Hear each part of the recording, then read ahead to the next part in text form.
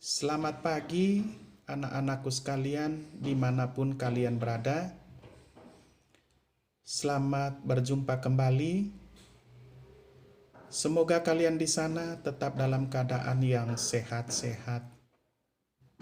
Anak-anakku sekalian, saat ini kita masuk lagi dalam proses pembelajaran daring IPA kita.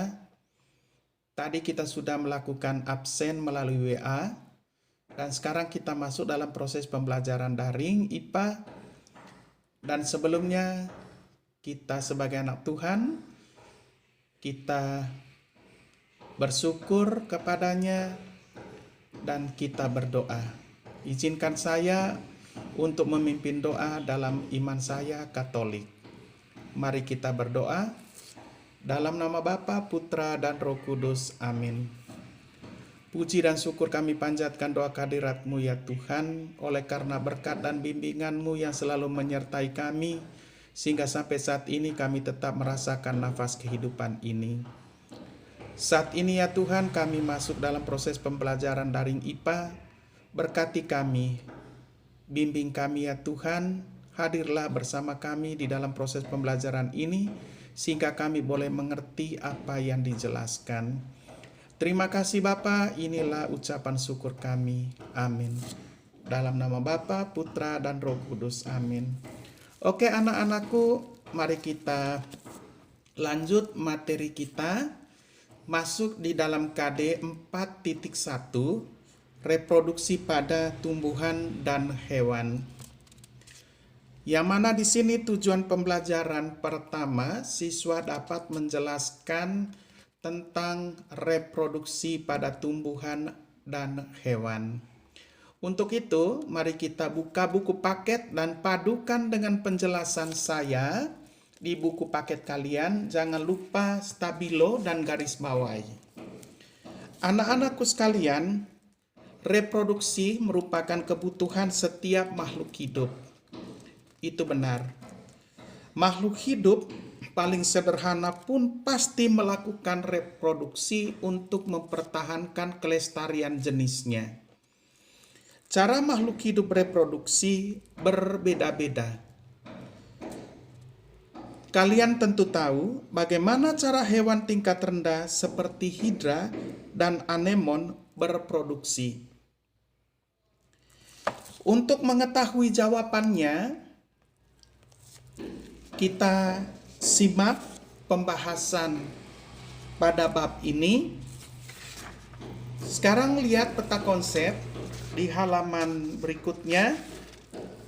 Peta konsep di situ adalah reproduksi pada tumbuhan dan hewan. Nanti yang akan kita bahas di dalam sistem reproduksi pada tumbuhan adalah aseksual dan seksual. Nah, sekarang saya jelaskan di sini sedikit ya.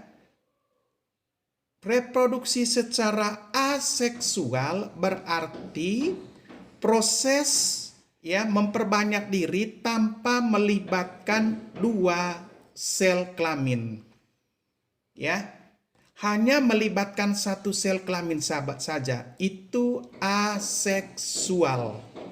Tanpa melibatkan dua sel kelamin. Bisa melibatkan hanya satu sel kelamin. Nah, bagaimana caranya Pak Ansel?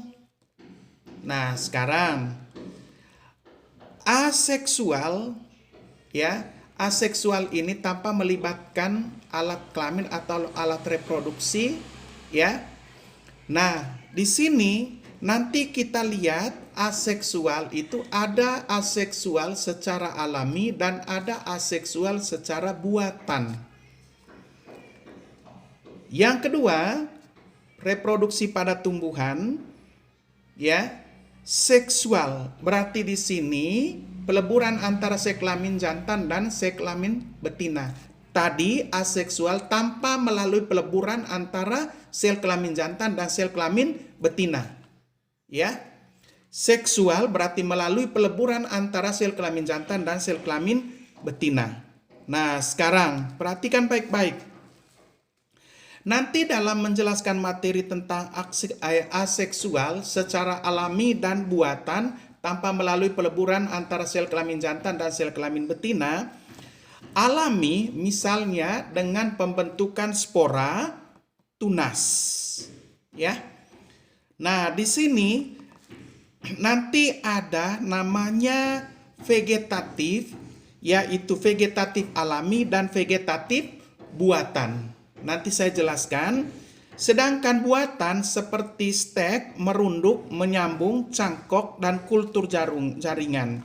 Nah, vegetatif di sini ada melalui akar, ada melalui batang, dan ada melalui daun. Ya, ada vegetatif alami dan ada vegetatif buatan. Vegetatif alami di sini seperti, ya, tadi ada umbi akar, ada umbi batang, ada daun, ya. Ada geragi, ada stolon. Nah, sekarang di buatan, misalnya vegetatif buatan itu berarti di sini ya, melalui campur tangan manusia. Kalau vegetatif alami tadi tanpa melalui campur tangan manusia. Kalau vegetatif buatan melalui campur tangan manusia. Stek. Kalau stek itu batang. Dipotong batangnya berarti ditancap di tanah. Itu namanya stek. Berarti melalui campur tangan manusia. Begitu juga merunduk, menyambung, cangkok, kultur jaringan. Nah, di sini lagi anak-anakku di peta konsep secara seksual berarti melibatkan dua sel kelamin, peleburan antara sel kelamin jantan dan sel kelamin betina. Nah, di sini ya, organ betina pada tumbuhan dan organ jantan, kalau betinanya putik. Putik ini menghasilkan sel telur.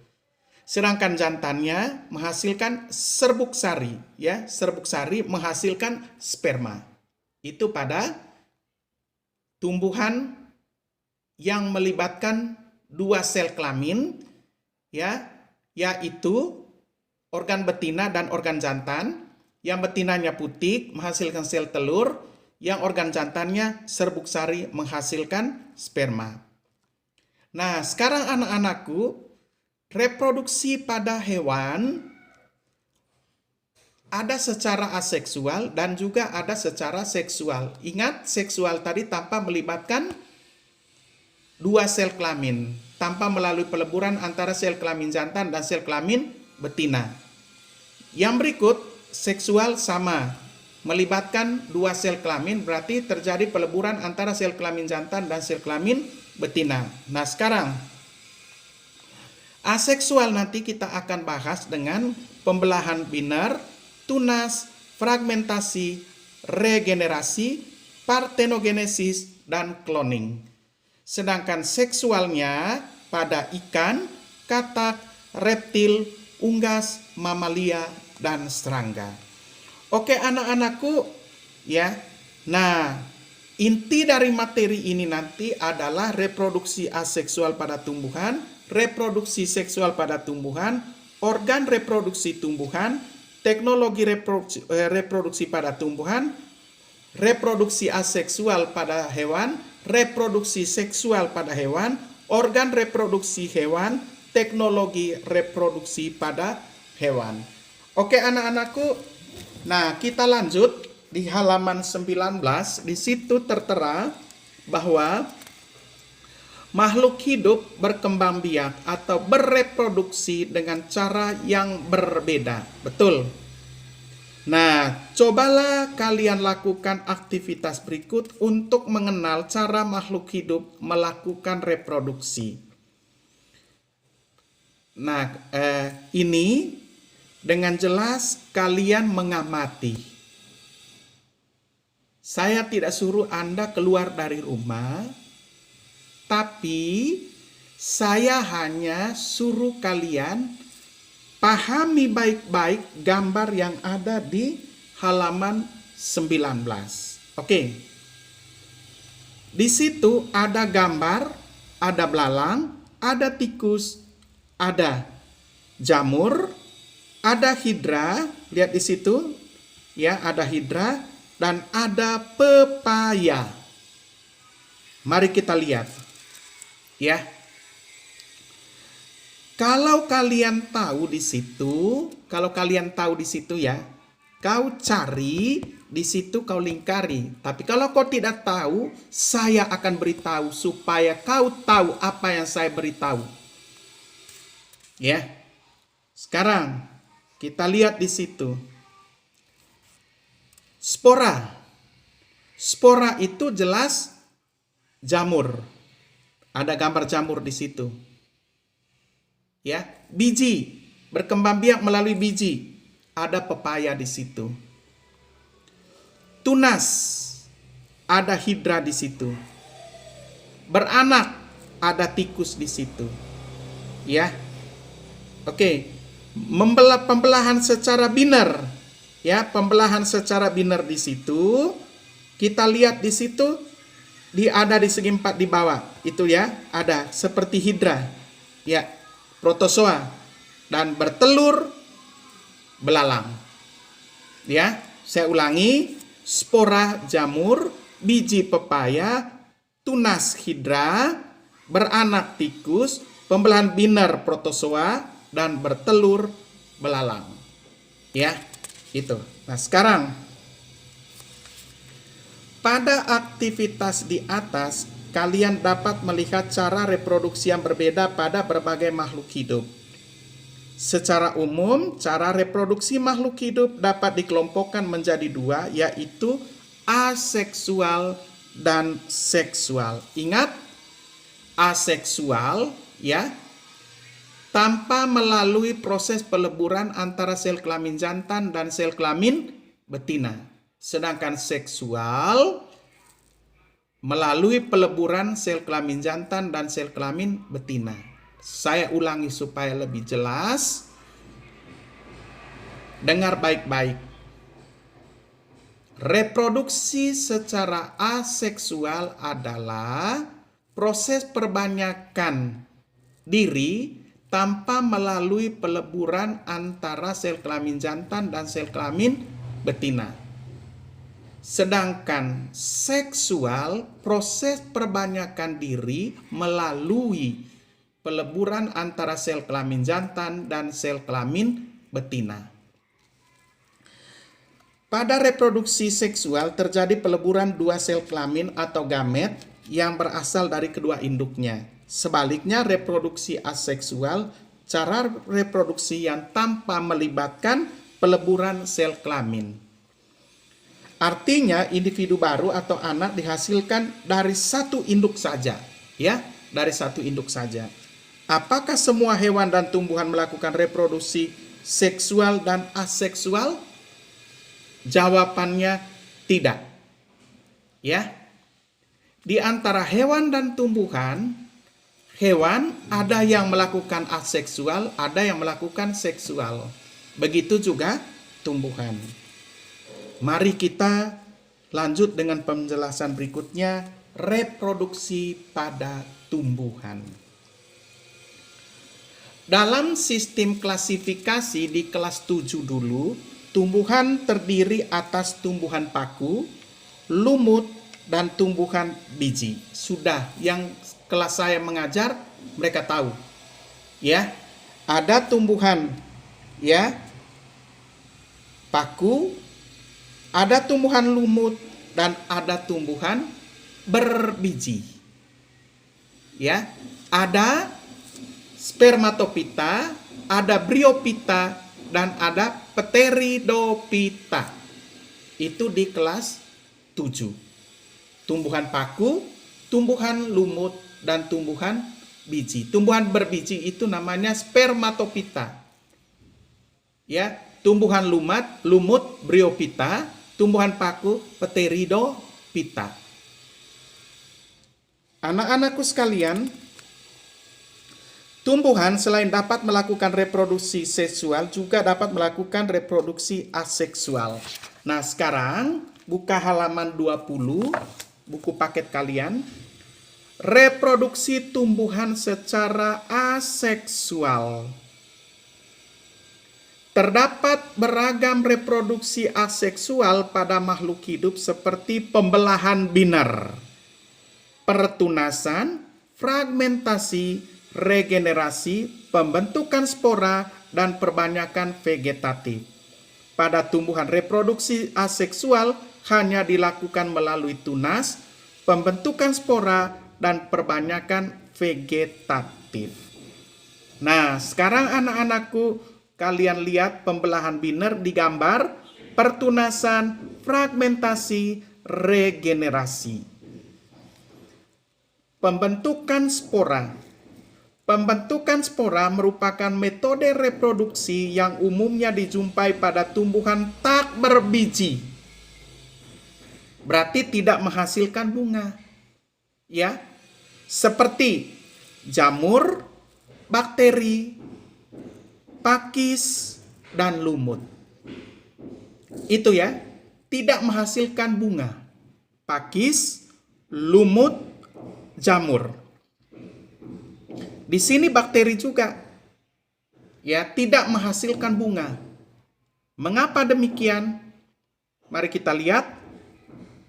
Spora berukuran sangat kecil tetapi memiliki dinding tebal yang membantu spora bertahan dalam kondisi lingkungan buruk seperti suhu yang tinggi, kekurangan air atau kekeringan, dan kekurangan sumber makanan.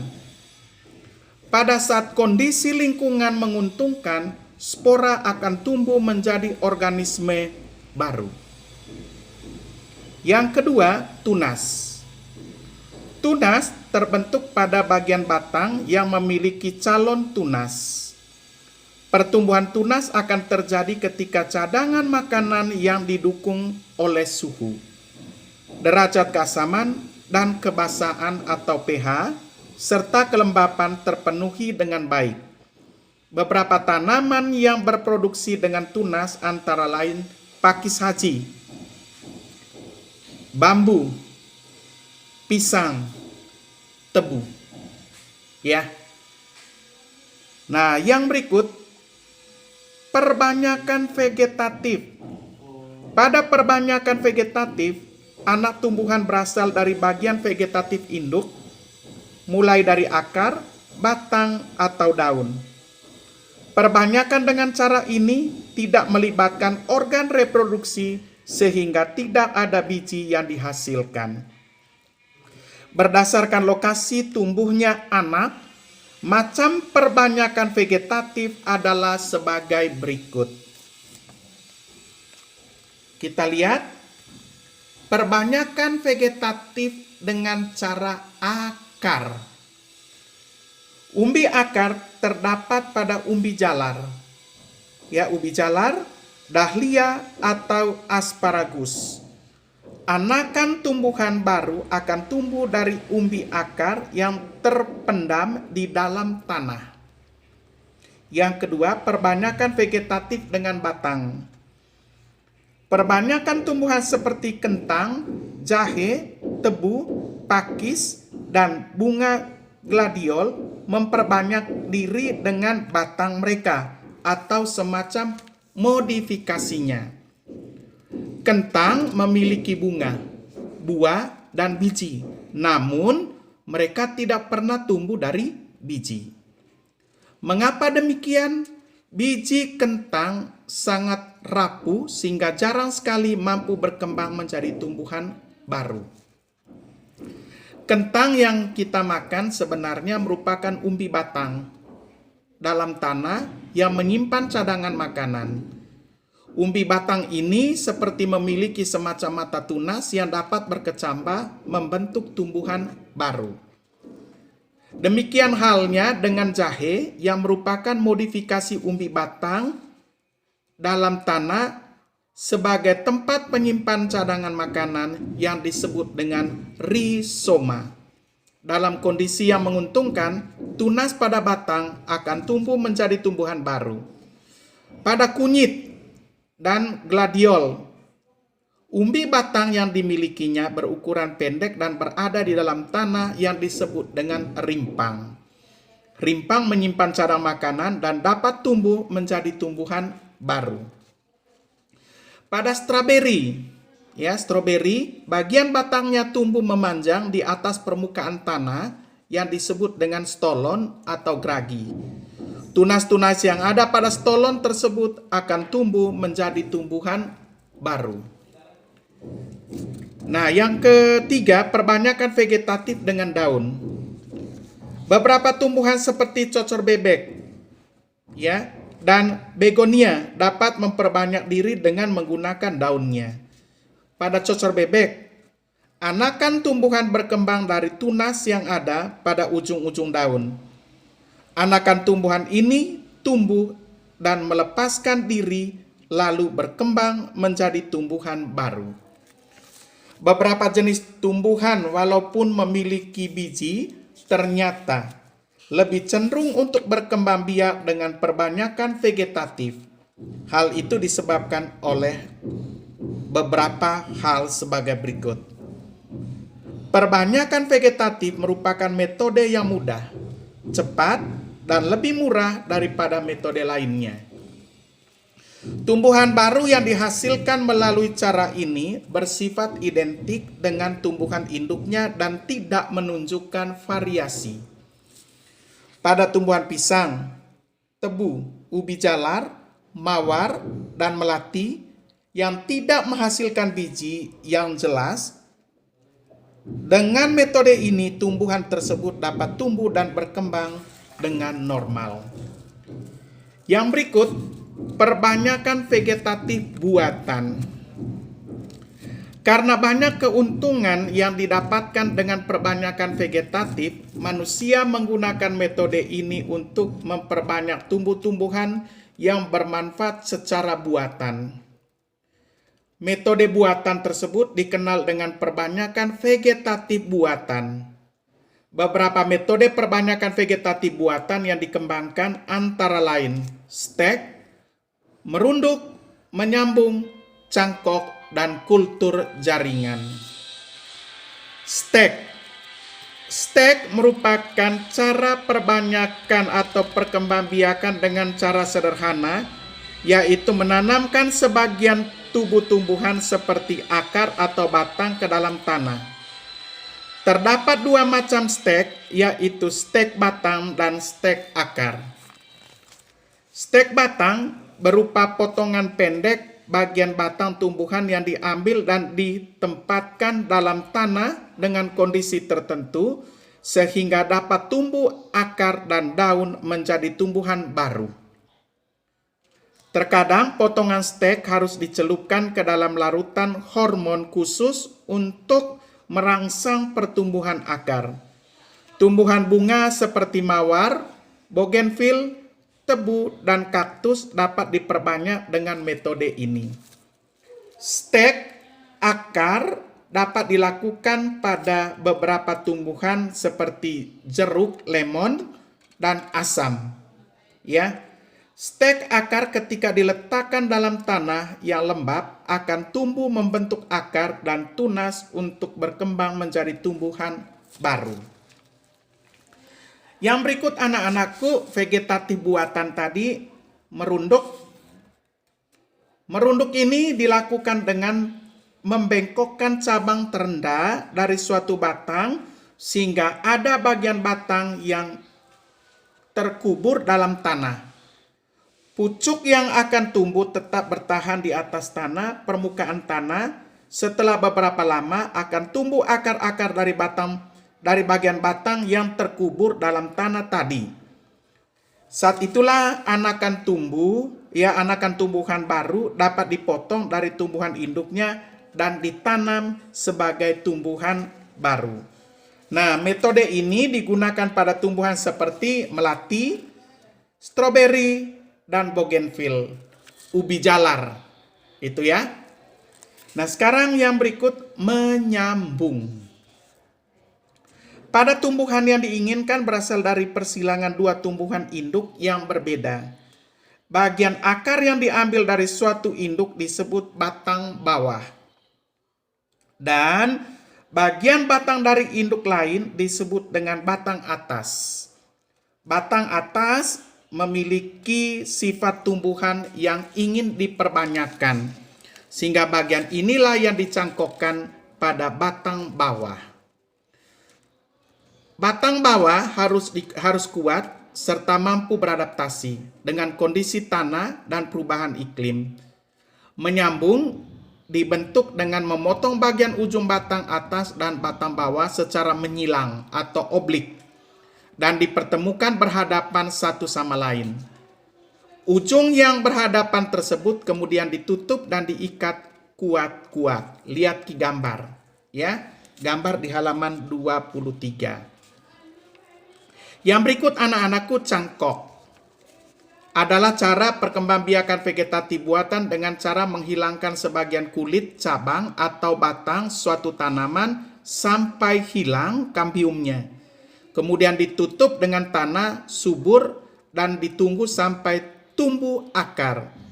Setelah tumbuh akar, cabang tersebut dipotong dan ditanam sebagai individu baru.